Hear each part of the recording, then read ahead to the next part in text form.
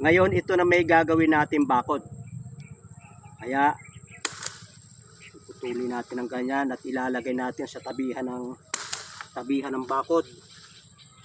At sapagkat yan ay root crop, kahit ibakod mo lang yan, lalaman yan.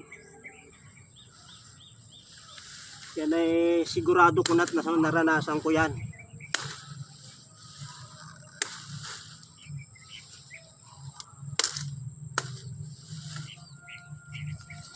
Gagawin nating bakod itong maraming ito.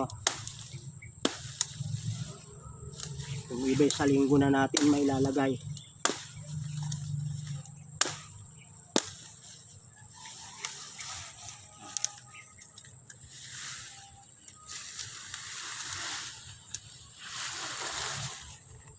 Oh, mahaba-haba ang mababakura natin ng balinghoy.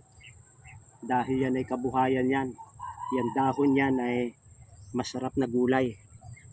Pag itatanim mo ng malimit, 3 weeks lamang ay meron ka ng magagandang dahon na pwedeng gulayin. Yung bakod mo pa ituloy-tuloy. Maraming salamat sa inyong pagsubaybay sa Natural Will. Si Pastor Vito.